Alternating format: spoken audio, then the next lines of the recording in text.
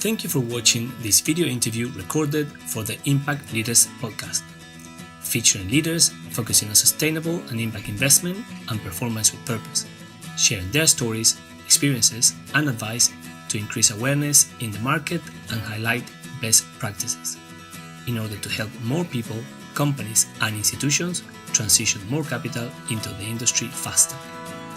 I am JP Dallmann, founder and CEO of ILA Partners. I am very grateful that you are choosing to invest your time in watching and listening, since I know that you are going to feel encouraged and inspired. Make sure you subscribe to our channel to receive the notifications from YouTube and also to your preferred podcast platform. And do follow us on social media to stay connected. We appreciate your support. It helps keep Impact Leaders going. Enjoy. Hello everyone, and welcome to another episode of Impact Leaders. I hope you're well, safe, and healthy. On today's episode, we are doing something different. We are sharing with you a session that I called the Sustainable Investment Dilemma, a conversation I hosted as part of the CogExtra weekly event series, covering in this opportunity the subject of sustainable business, how industry is addressing the climate crisis. In our case, the financial industry. As my co-panelist today, I bring together two guests, Amy Clarke, who is co-founder and chief impact officer of Tribe Impact Capital, and Troy Mortimer, who is a responsible investment and sustainability expert and responsible investment and ESG advisor at ILA Partners. If you did not know them already, I highly recommend that you also listen to the individuals' episodes we recorded previously. As part of the event, I also share a short video introduction to the recently launched film Our Planet, Too Big to Fail, which is a 42-minute film that explores the risks of inaction, the impact of investing as usual, and the role the finance sector can play powering a sustainable future. I wanted to bring this to your attention to ask you to watch it and share it so we can all take proactive actions. I also thought this is relevant to set the tone ahead of our conversation. But most importantly, I wanted to shine the light on one of the best tools we have to create awareness and understand how interconnected the industry is to every part of society and the world at large.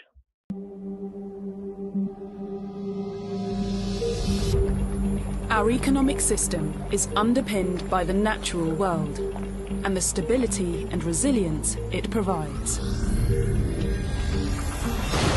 But we've taken it for granted. Ecosystems are assets. We are really talking about an asset management problem. Our finance sector has unwittingly bankrolled the destruction of the very natural systems it relies upon. And the problem with climate change is that it's not a quarterly issue, it's a quarter-century issue. We will have to understand what the impact of our investment decisions are. The financial system is not doing a great job of distinguishing between good and bad growth.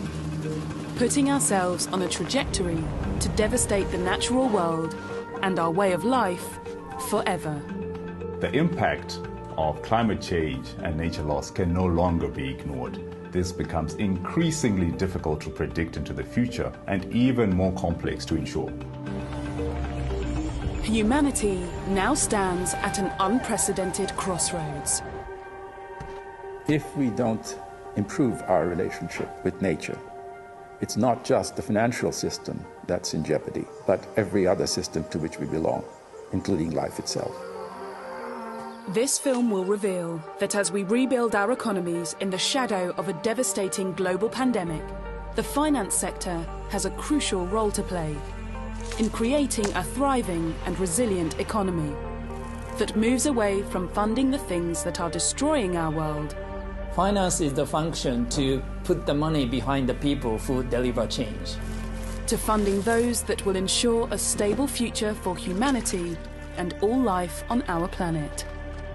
The financial sector is an enormously powerful and effective force and can be a force for good.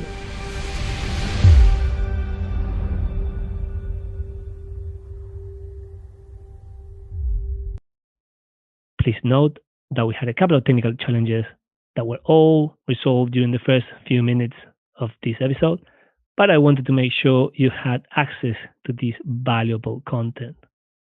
So, we start this episode picking up at the beginning of the conversation with the respective introductions from Amy and Troy themselves. Enjoy. We apologise to everybody watching. JP is in deepest, darkest rural Kent, and it would appear today as if the Wi-Fi down there is not playing ball with him. Just on that film, if anyone hasn't seen it, if you go to ourplanet.com, I think it is, it's the Netflix series of Our Planet, you can see the live stream version of it on there. It's really worth watching. It's a very, very powerful clarion call, really, to global finance to step up and lean in more. There are a lot of Troys and minds and our collective friends on there with some great kind of words of wisdom and insight. So definitely do get 42 minutes, I think it is in total, 42 minutes one evening to sit down and watch it. But Troy, do you want to introduce yourself to everybody so we all know who you are and where you come from? Sure, great. So good afternoon, everyone. My name is Troy Mortimer. I've worked in sustainability and responsible investment for a number of years. Up until April of this year, I was heading KPMG UK's sustainability and responsible investment practice as part of a 20-year career at KPMG across multiple continents and countries. Prior to the UK, I was down in Panama, and previous to that, I was heading an NGO, the for-profit side of a Canadian NGO based in Latin America, doing impact-related projects. So I'm very excited about today. I'm going to give you some perspectives on what I'm seeing at the institutional level and how we can really push this forward. Amy. Brilliant, thanks, Troy. And there are a few people I can see in the attendees list who I know. So hi, it's lovely to see you on this. So I'm Amy Clarke. I'm the co-founder and the co-panellist officer of Tribe Impact Capital, which is a B corporation and a dedicated impact wealth manager. So 100% of the assets that we have under management are managed for additional and material alignment and delivery of the Sustainable Development Goals and the Paris Climate Accord. We're based in London, but obviously we have a global view as an investment house. And I was just saying to Troy earlier, I can't believe I'm saying this, but I have been working in this space for over a quarter of a century. Having trained as a climate and a soil scientist at uni and then focusing at postgrad on environmental policy and law, I came straight out into working in sustainability. So roughly speaking, about 9 years as a management consultant, actually not with KPMG, with PwC and EY. Sorry, Troy. But working specifically on sustainability through the lens of global financial services, which was an incredibly interesting and sort of seminal part in many ways of my career. I then decided to move in-house, so became the sustainability lead for Microsoft in the UK. So part of a sort of a threesome who were hired into Microsoft in the very, very early days, one in the US, one in Paris, and one in London. That was me. And then was asked to go and join what was Bank of America, and that what then became Bank of America Merrill Lynch. So I've sort of been steeped in many ways in that corporate sustainability agenda, but became increasingly frustrated and I think very acutely aware of the fact that it's our relationship with money, our relationship with our wealth, that is trumping our relationship with each other and our relationship with nature. So if we can create a much healthier relationship with our wealth and the purpose of our wealth, then actually we should be able to fix, repair, increase the resilience, and ultimately regenerate the relationships we have with each other and with nature, which is why then Tribe, Impact Capital, we're known as the Tribe, which is why then Tribe came into my sort of consciousness, and the rest, as they say, is history. So hopefully Troy and I think JP might have just joined, but if not, Troy and I are going to have a fantastic conversation. Yeah, I've rejoined. No more videos from me. Fantastic. Well, we've introduced ourselves, JP. So back to you. That's great. That's the way to do it, right? Just pass it on to the guest to do the work. Okay. Thank you so much, everyone, for joining once again. I won't attempt to engage with video anymore, so we can keep the conversation going.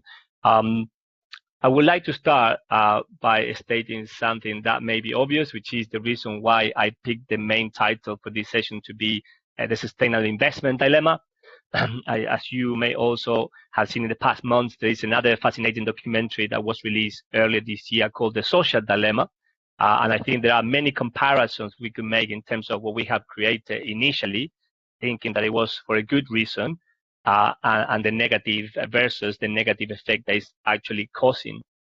And in many ways, links both the world of technology, which brings us together today as a force for good, and the last comment in the introduction video that you didn't get to see by Mark Carney, former governor of the Bank of England, where he says that the financial sector is an enormously powerful and effective force, and it can be a force for good.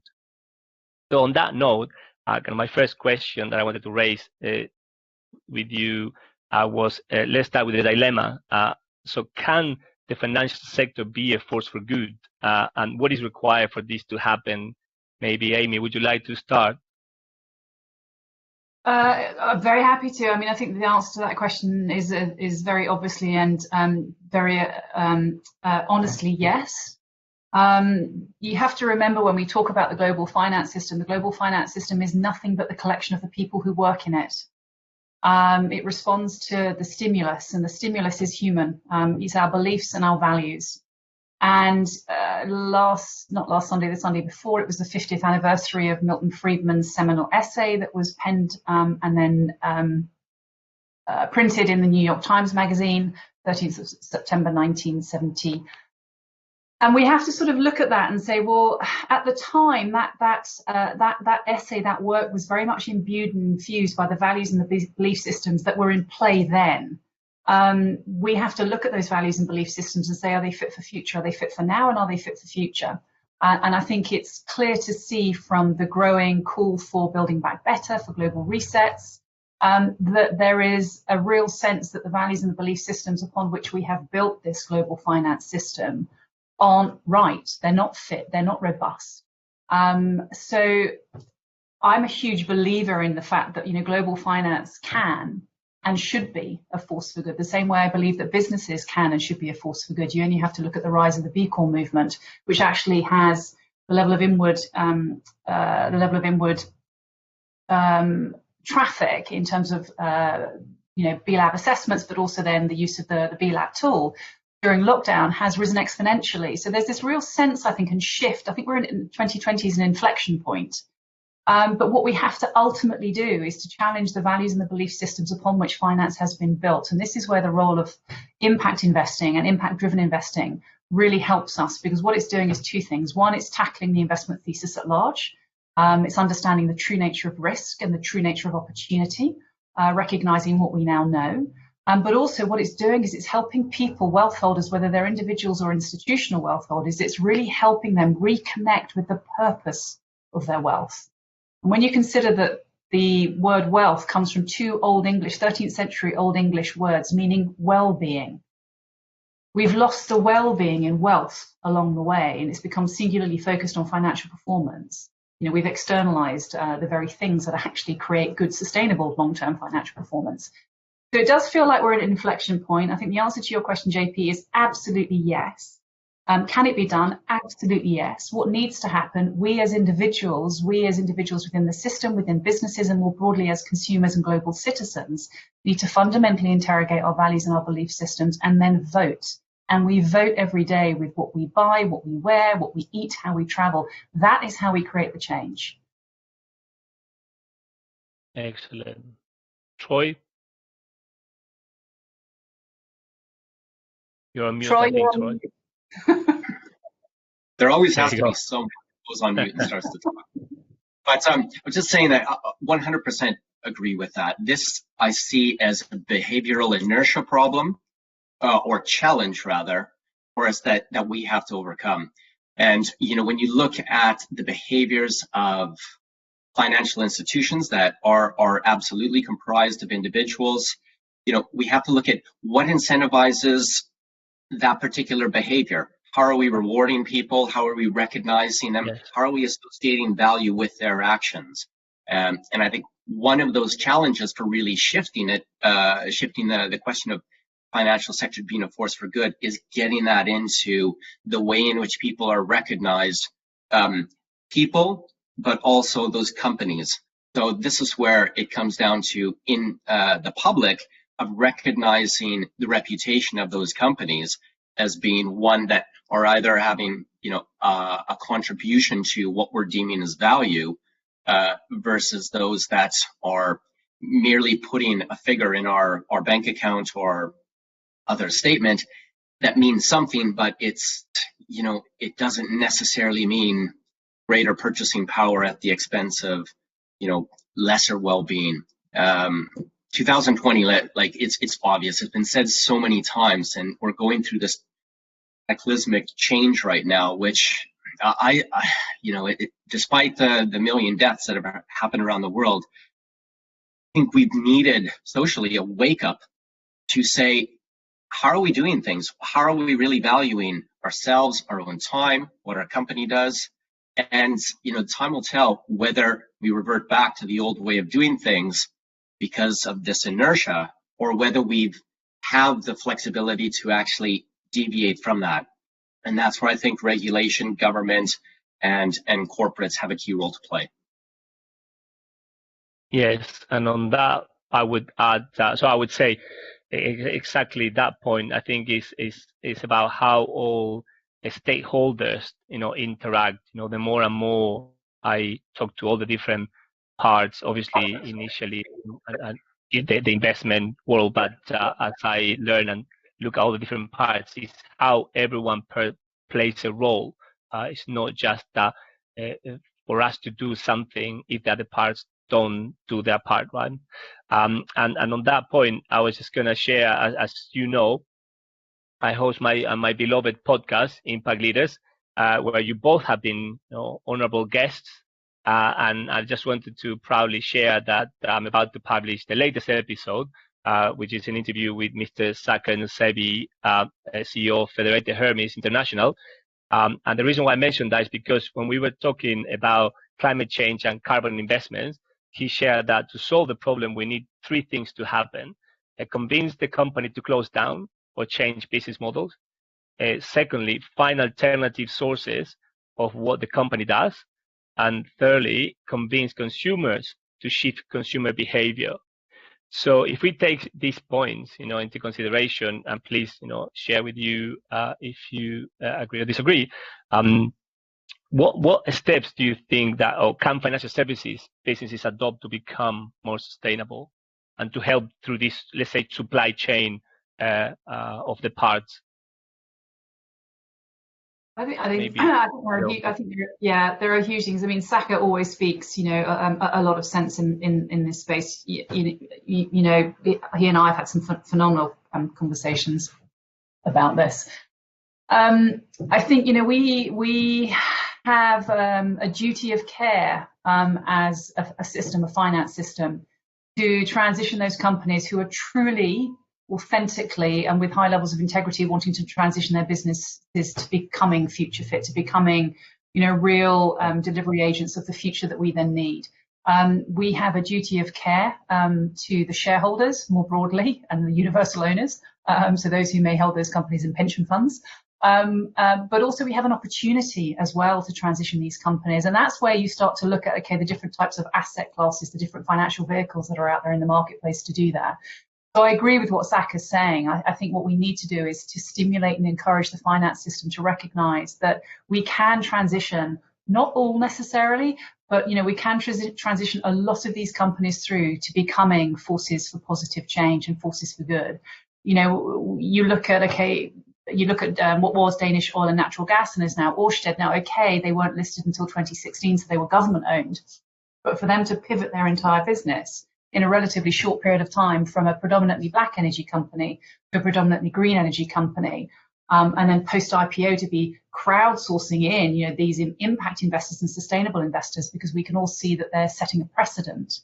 It does set the template in many ways for other companies to follow. But we have to recognize the limitations of, for example, equity versus possibly the profound opportunities for debt, so fixed income instruments and debt in helping these companies transition.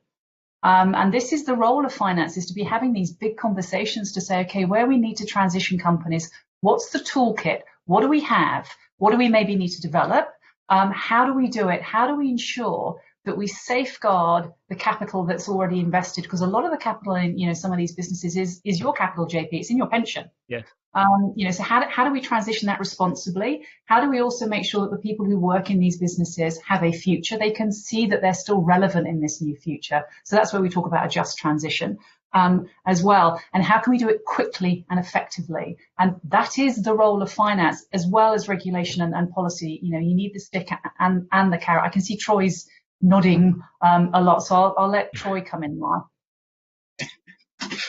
Yeah, thanks. That point around timing is really critical, and Mark Carney in the video you highlighted, JP, talks about how the later we leave it, the steeper the transition is going to be, and this is the whole point around sustainable investing, is trying to get a gradual transition for humanity to adapt to what's going to be this new world, and the longer we leave it, the more painful it's going to be, which is why it's important to kind of take action now. That the tricky thing about action in a meaningful scale is, I think we're still lacking in terms of broader terms around education at a societal level about what this all means. Like, It's brilliant that we've got 12 people on this webinar today, but we're probably preaching to the converted. It's the thousands that are out there saying, well, how do we make this? How do we distill this sort of behind the scenes so it's just happening? And I take it back to the UK auto-enrollment of pension savings a few years ago, where this became the de facto approach. Previous to that, you had to be proactive. But we have to recognize that not everyone's, like, most people don't even understand what ESG means. Some sustainability, also a sort of foreign word.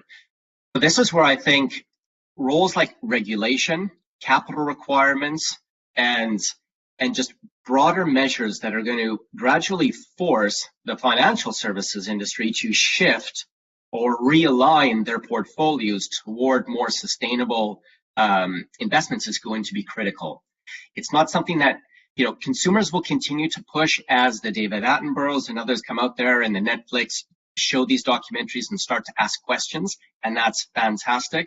But the real meaningful flows of large amounts of capital are going to need to happen at the governmental level, at the interbank and central bank level, through a series of incentives, but also there needs to be some sticks. I hate that that's the fact, but this is a behavioral thing, and sometimes you have to shift the behavior in order for people to make that shift. What I mean in practice is, I actually think we need to start pushing a greater percentage of portfolio content toward truly sustainable investments, where you're measuring not just the financial return, but also that broader impact. And you're getting a broader set of metrics out there, which are shared, transparent, and that we're a lot more open and accepting about measuring and commenting on both positive and negative impacts. But as investors, we also have a role to make sure that we're not immediately punishing those that are disclosing their negative impacts, because what they're actually doing is they're being transparent and honest, whereas the other guy that's sort of showing the fantastic returns with no impact probably is, if they're in the same industry, they're probably just not like hiding it. And what we should be doing is saying, we recognize that every industry has negative impact. Tell me about how you're transitioning through that. And if we can be more honest about that, then we can actually direct capital toward this transition in a more kind of structured manner.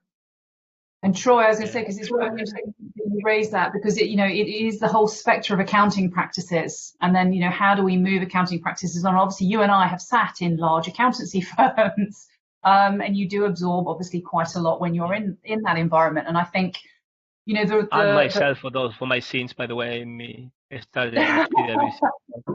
Well, exactly. So you you think about the work, for example, that Harvard University are doing at the moment on impact-weighted accounts, and the annual cycle of annual reporting, and then saying, okay, well, actually, what is the true footprint of our business? And Puma piloted this years ago with their environmental cost accounting on P&L.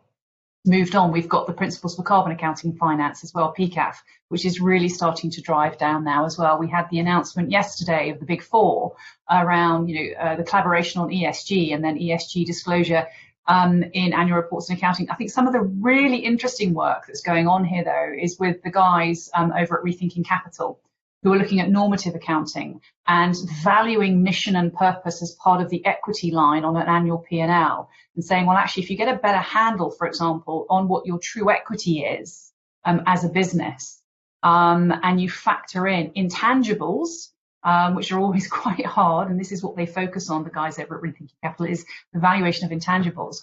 You can actually create a space where the equity value of your business goes up if you are linking to mission and purpose, which means the costs associated with tackling the negative externalities are set in a better and more robust context, which means the shareholders effectively are able to come alongside and say, yes, we can understand what you're trying to do now, but we can actually ultimately understand how this is going to drive greater brand equity and therefore greater dividends, greater cost per share. So we can understand that. And that's where I think, alongside regulation and policy, accounting practices, IFRS, GAAP, etc., the TCFD is already using some of the accounting standards to drive the TCFD disclosure. It's really exciting. And, to your point, Troy, it does feel like there's a lot of planetary alignment starting to happen now. And again, we shouldn't also, I think, underestimate the role of data and transparency, and the role of machine learning and artificial intelligence in helping individuals make better decisions, whether it's purchasing decisions or regulatory decisions, based on what the data is able to now tell us. Yes, and let's come back to that. Yeah, I was just going to say that at one point you mentioned Ørsted, and what I wanted to highlight is, if you use cleaner green energy as an example, understanding how long it actually takes and the complexity of a supply chain, for example, of that case, which is infrastructure, which is generating energy, which is one of the biggest polluters as well, is actually extremely complex, and it takes a long, long time. And that's just one success story out of not that many. And obviously, and I'll come back to this at the end as well, is around how, as financial services companies, investment managers, etc., how can they see the information that you mentioned, Amy, in terms of the intangibles, in terms of what I call the net positive impact that the companies are having today, and that they're trying to address going forward as they change the model, obviously using reporting and standards, as you mentioned, Amy. Anything else that you would like to address in terms of the power of policies and regulation? Troy, you mentioned the current stick, but then also we're having a private conversation yesterday, and you mentioned that there are some delays now because of COVID in terms of when potentially some of the big regulations are going to kick in.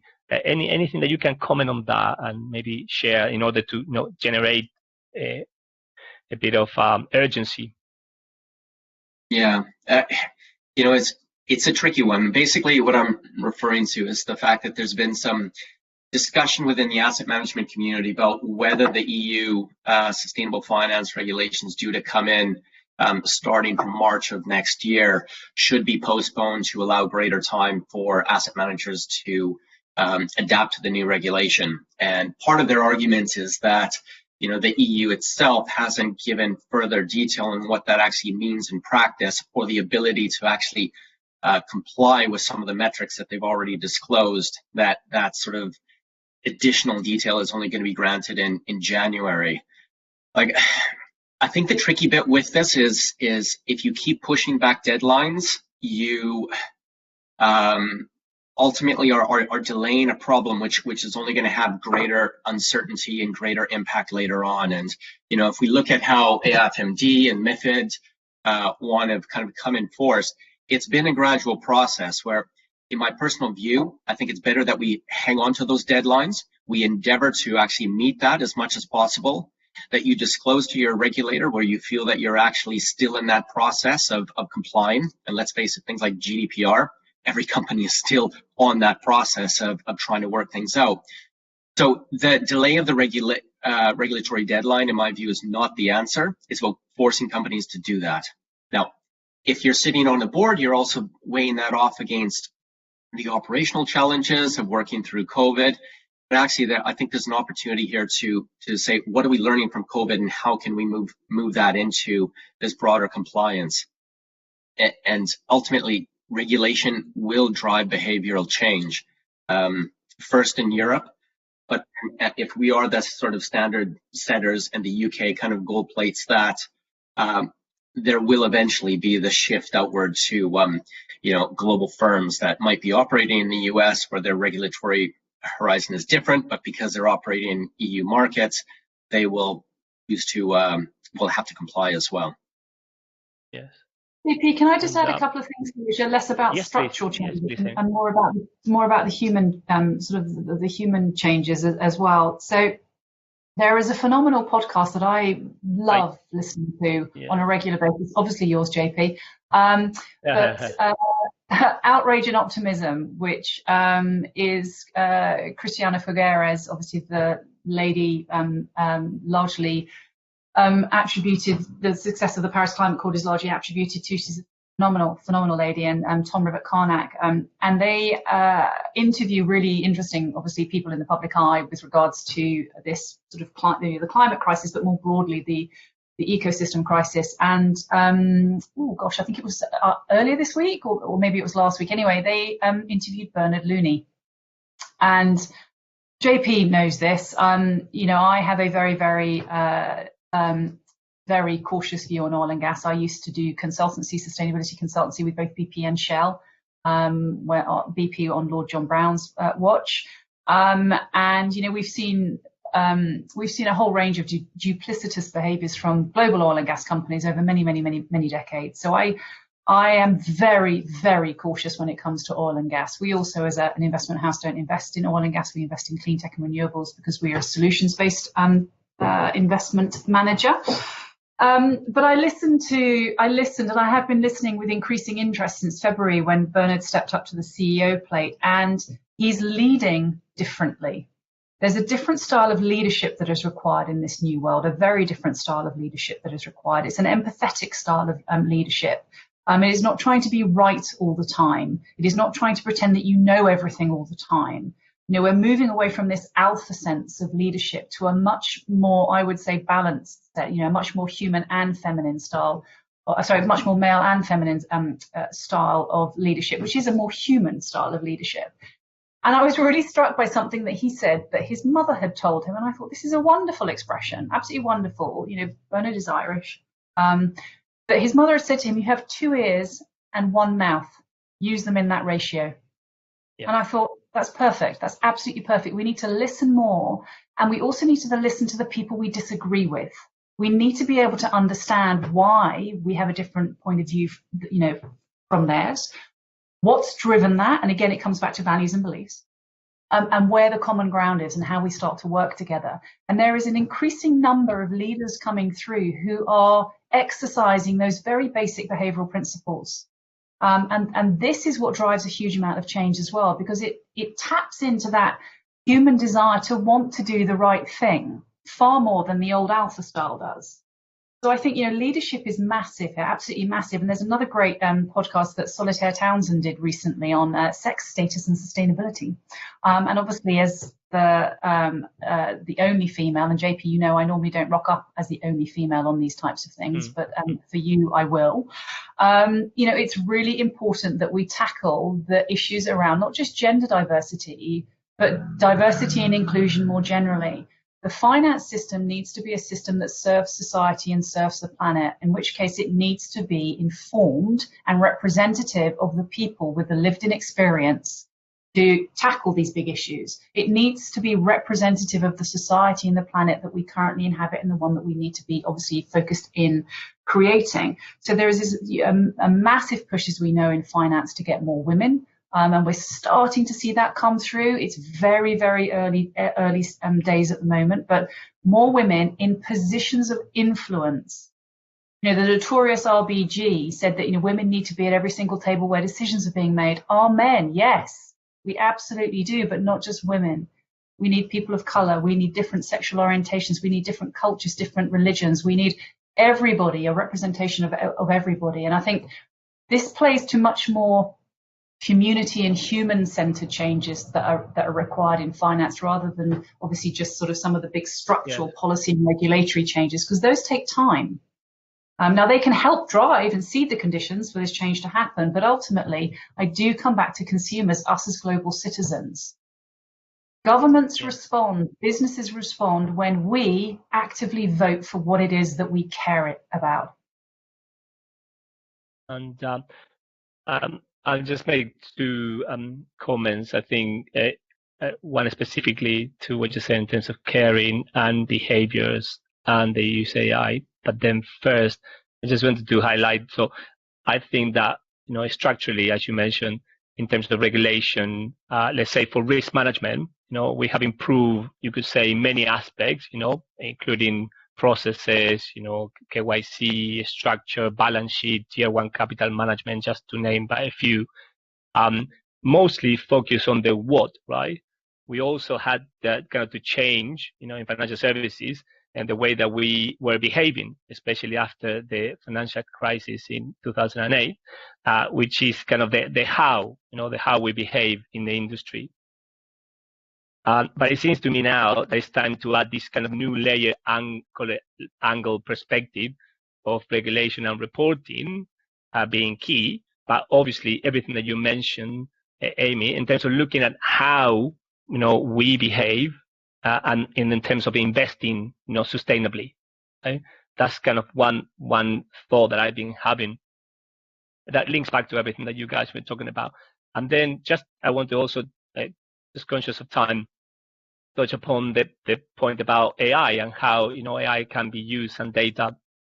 So I have been, as you know, speaking, you know, with clients, with ILA Partners and investors. You know, we are looking for as the right partners for ILA funds, and it seems to keep coming across and individuals still focusing only on performance. I have come across a lot of people actually looking at distress situations more growingly, particularly given the current position that many companies have been forced into because of COVID. But the only ones, or the most that I have seen are harnessing kind of AI is coming maybe from fintech companies and, you know, focusing on impact investment for millennials. That I think, you know, Amy, you have invested in one, and potentially microfinance, right? Mm-hmm. And on the other side, you know, one point I picked up early today at CogExtra from Steve Evans, the director of search at the Center for Industrial Sustainability, is that one of the hardest things to do is to change the way people think the world works, inverted commas. And this a reflection I had recently, you know, in relation to this social dilemma documentary that I mentioned at the start, and linking to these 3 points that Mr. Nusebi mentioned, is this point about convincing people and convincing consumers, especially, to shift consumer behavior. And I think that perhaps that is where really AI can actually make a world of difference. So if we use the tools and the data we have to help people become aware, become conscious, and take action to change their behavior to consume only what is required, for example, to switch to alternative options, which as a consequence will force companies to change and financial institutions to fund in new ways. You know, so I'm still on the wagon that we cannot put all the pressure just on financial services and investment managers, and let's say pension funds. It is a cycle, and we all have, again, I insist, this part to play. Obviously, with a wrapper of policy and regulation, which I think is very important. I don't know if you want to make any comments. If no, I'm going to just ask you the last question just to start wrapping it up. I mean, I can see your face. I can see you want to talk. So please go. No. I was just going to say. I mean, I think the rise of not just fintech, the rise of technology as a mechanism through which, and data as a mechanism through which we can connect people with their impacts, their personal impacts, is huge. We've seen, if we think about fintech, we've seen the rise of Ticker, for example, another B Corp family member of ours. We've got the rise of, others like Climate who are coming through now as well. Think about consumer behavior. We're all consumers, citizens behavior. You've got Kogo. They recently announced a massive partnership with NatWest. I can see Oliver's one of the attendees. You've got Almond as well. You've got these incredible platforms where technology is helping us as global citizens and consumers to understand our footprint more, but also then to adjust the purchasing decisions that we're making, whatever it happens to be that we're purchasing. You've then got the rise of shareholder activism as well. So, for example, people like Tumelo, who are giving individuals the opportunity to actually understand what they're holding, for example, in their pensions or their ISAs, and then giving them the opportunity to kind of act on that as well. We're seeing data and technology more broadly, really being deployed now as a force for good, which is needed, because I don't know if you saw Antonio Guterres, speech yesterday at Climate Week in New York, but he was talking about the 5 horsemen currently obviously galloping around the world. We've got huge geostrategic tension. We've got the climate crisis. We've got global mistrust at an all-time high. And then we've got the dark side of digital, sort of the Facebooks of this world. And then we've got COVID. Now, I would say that global mistrust is actually predominantly being driven by 2 things, media and digital. So, when you think about the role of technology in all of those, actually, it is phenomenally powerful if it can be harnessed for the right, the right sort of end outcomes and the right end use. So I think AI and data is so important, and this growing movement to use data alongside investment, to use data alongside consumer purchasing, to use data alongside supply chain transparency. So really understanding where your core ingredients, your supply chain is actually coming from, the resources within that, and then the people within that as well. It's key. It's absolutely key. And I think that's why CogX and colliding these worlds together to have this conversation is so critically important. The future is going to be about data, the quality of that data, and what that data enables us to do. There is a reason why Microsoft decided to partner up with BlackRock on data, specifically for the finance sector. Now, we could argue that isn't it a shame that Microsoft didn't decide to do that with somebody else? But, the fact that Microsoft, the world's largest technology company, themselves pivoting to becoming and to wanting to be a much more purposeful company, not a responsible company, a purposeful company, responsibility being a subsect of that. We can see this now starting to happen, and it's really exciting. It's really, really exciting. But we also need to be very, very mindful that with that comes the whole raft of issues around data security and privacy as well. So there is no silver bullet, unfortunately, and there is no perfect solution, because everything that we do has, unfortunately, intended or unintended consequences. We just need to be very aware of those and manage down those negative externalities as much as we can. Troy, you're nodding again.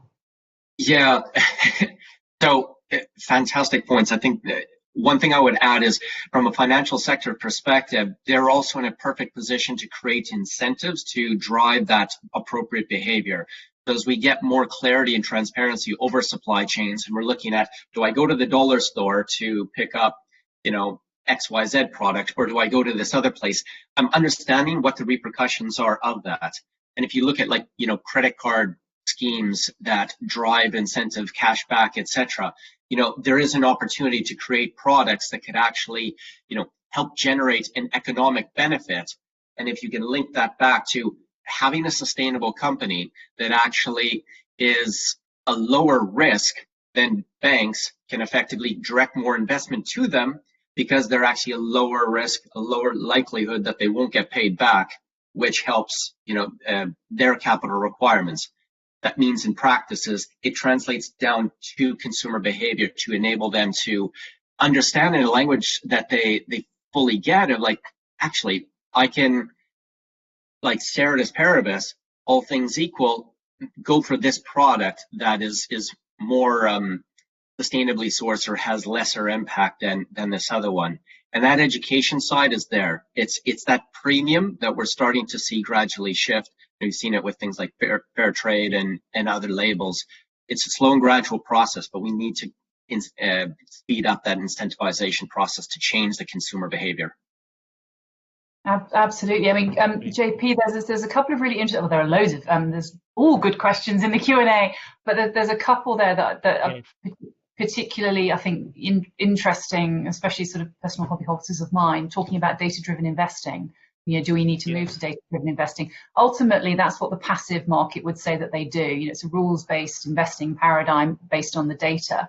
Ultimately, yes, as the data quality improves and the data coverage improves, and machine learning is such, or AI is such that it can understand really some of the nuances in that data, then yes, we can. My concern at the moment about sort of a purely data-driven approach to investment is that it has been hijacked a little bit by the passive industry, and that's quite lazy investing.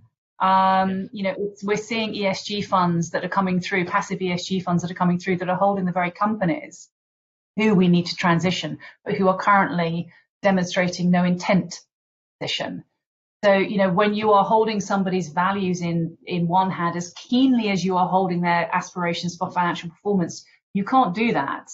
So there is a need at the moment, I think, for that collision between kind of data and then those who actually really understand what the data is telling them and are able, therefore, to pivot the approaches to investing to ensure that you're really focusing on the businesses that have the solutions. Troy, I don't know how you feel about that. Well, what I thought I'd do is answer the question just before that around this common practice of sustainable behavior costing money. If you look at the behavior and there's been several providers out there that have come back and done analysis on ESG related funds, showing that actually there's been outperformance of those companies that are placing greater focus on these environmental, social, and governance risks and opportunities. And that's ended up driving greater shareholder value and less volatility in terms of their share pricing compared to the broader peer market. There's also been a greater shift in terms of renewable energy, one that's much larger than all the other fossil fuel sectors.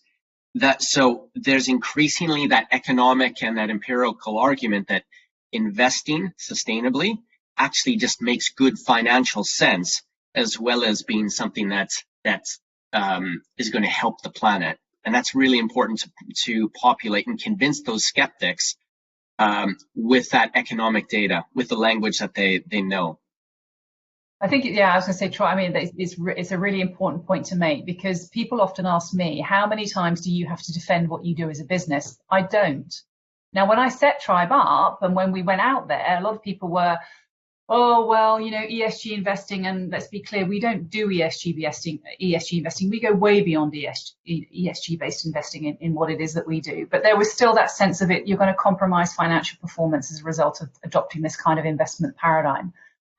I now just draw people to our website and the performance that we have on the website, the performance papers that we have on the website. And I'm saying, if after reading those you have any questions, by all means, I'm happy to sit down and explain to you how we have outperformed the benchmarks. Because to Troy's point, these are resilient businesses. These are the businesses that have been able to ride the downturn in the markets as a result of COVID far better than their sort of non-resilient counterparts, those who haven't really externalized or begun to externalize the true costs of running a business. And there's more than enough data in the marketplace now to show that this type of investing is resilient on up and down cycles, which is why we're seeing these huge flows into ESG. And as I said, ESG is a subset of impact investing, but as a bellwether for market sentiment, it's phenomenal, because we can now see that everybody's looking for safe harbors. And the safe harbors are the businesses that have this built-in resilience. And to Troy's point, these are the ones who are managing the risks and the opportunities better than those who aren't.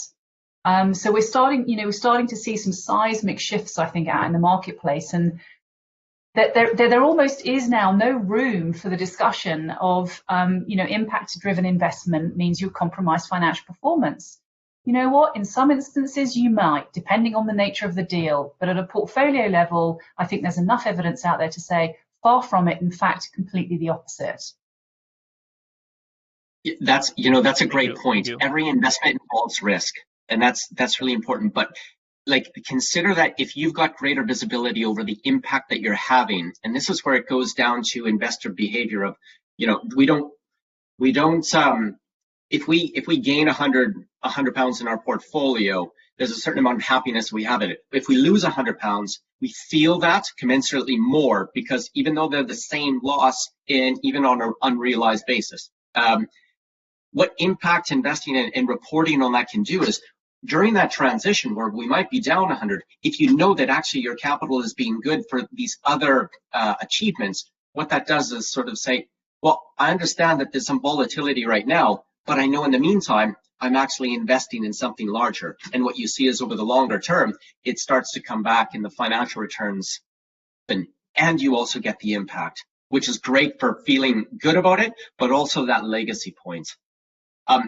Just quickly on a question around the global changes happening, but is it quick enough? Like, probably not. I think the incentivization of capital on COVID-19 and getting that toward greener strategies is going to be a real opportunity. And so we need to ramp that up globally, which is going to mean we all have to transition and learn more quickly about it. But we have to recognize that we're in a country that, last question to connect to that, Troy. Yeah, go ahead.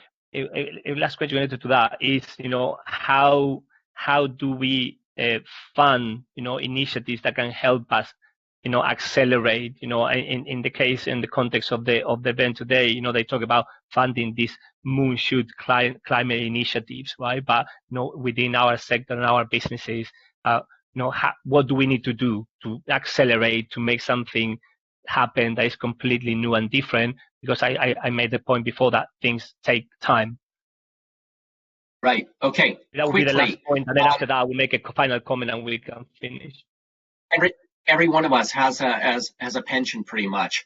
If you want to start to make an impact, and it's been echoed before, ask your pension provider how sustainable your portfolio is invested. Ask at your level so that you start getting this shift towards a portfolio that actually is directing investments to things that are not causing further degradation, but are actually helping the planet. The more you ask, the more the demand for that product is going to be there. And that eventually has a huge impact on taking huge amounts of capital and shifting it in the right direction. Thank you. Yeah, I said to riff off from Troy, go and check out the Make My Money Matter campaign in the UK. Definitely go check out Make My Money Matter. Tony will laugh at me for having tripped up on his brand name again. But also you can go to places like Client Earth as well, the mighty Client Earth, who have some great tools on the website for you to ask those types of questions as well. I mean, JP, I'd question whether or not we're getting a little bit preoccupied and obsessed with moonshots. A lot of the solutions that are required, we already have. Okay. We have them. Okay. What we need to do is to get the capital to them, and we need to get them at scale, deployed at scale very, very quickly. This is where I think, and I will, it's a bit of a little bit of a mic boom right at the end. Tax. We have to fundamentally interrogate the global tax infrastructure that is put in place, both for personal wealth and for corporate wealth. There's a growing call in the UK, for example, for us to have our own sovereign investment fund that potentially is powered by, for example, the tech tax and other forms of fairer, more equitable taxation that goes into a sovereign fund that powers the investments into UK-based solutions and UK-based interventions that not only have an impact in the UK, but potentially more globally or more regionally. And that becomes almost a people's fund. It's a fund to tackle the issues that we as a community face. A lot of this sometimes I think gets, we tend to kind of get very, very excited by moonshots. Let's go moonshots, let's go over here. a lot of the solutions we already have, okay? We need to really focus on what they are and get the capital moving there. And tax is it's not the only tool we have, but it is a massive tool that really now needs to be investigated. You know, the time for the global conversation on tax has come. We need it. Agree. Here. Thank you so much. I'm gonna be closing with a final statement or remark or thought. So I would like to close by saying that I'm still, aside from everything, very optimistic. History shows that we can come together to solve the biggest of challenges. I have faith on that. However, if we look back at the financial crisis of 2008, we had one of the biggest challenges yet until perhaps now with COVID. It was a big liquidity challenge, to say the least. And as Tim Geithner said one time, at least in relation to the US, they had all the financial resources large enough to do anything. But on this occasion, I think financial resources will not be enough. And we will not have time to react and fix things. So we must be proactive. Thank you. And I hope you enjoyed the discussion. Thank you for watching. If you like this video, please make sure to take an action and share with someone else, so we can create more awareness and understanding of the importance of the subjects together. If you are interested to find the podcast version of the series, you can find the links in the description. And please connect with us at ILA Partners for advice on how to transition into sustainable and impact investing.